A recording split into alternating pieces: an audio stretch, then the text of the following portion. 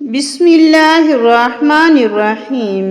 السلام علیکم ورحمۃ اللہ وبرکاتہ۔ حضرت عبداللہ ابن عباس رضی اللہ تعالیٰ عنہ سے مروی ہے، رسول اللہ صلی اللہ علیہ وسلم نے ارشاد فرمایا، جو شخص تصویر کشی کرتا ہے اسے قیامت کے دن عذاب دیا جائے گا اور کہا جائے گا کہ اس میں روح پھونک کر دکھا، لیکن وہ ایسا نہیں کر سکے گا۔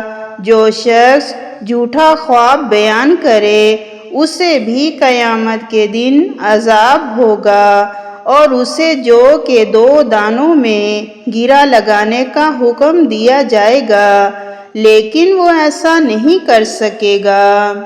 اور جو شخص کسی گروہ کی کوئی ایسی بات سن لے جسے وہ اسے چھپانا چاہتے ہوں تو اس کے دونوں کانوں میں قیامت کے دن عذاب انڈیلا جائے گا۔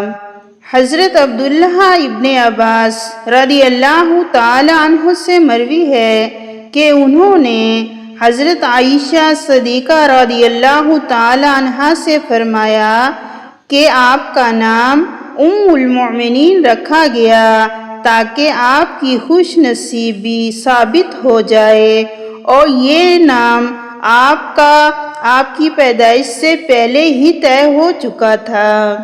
حضرت عبداللہ ابن عباس رضی اللہ تعالیٰ عنہ سے مروی ہے کہ جناب رسول صلی اللہ علیہ وسلم نے ارشاد فرمایا کہ کوئی شخص کسی اجنبی عورت کے ساتھ خلوت میں نہ بیٹھے اور کوئی عورت محرم کے بغیر سفر نہ کرے۔ ایک آدمی نبی صلی اللہ علیہ وسلم کی خدمت میں حاضر ہو کر عرض کرنے لگا، میری بیوی حج کے لیے جا رہی ہے جبکہ میرا نام فلاں لشکر میں جہاد کے لیے لکھ لیا گیا ہے۔ نبی صلی اللہ علیہ وسلم نے فرمایا، جاؤ جا کر اپنی بیوی کے ساتھ حج کرو۔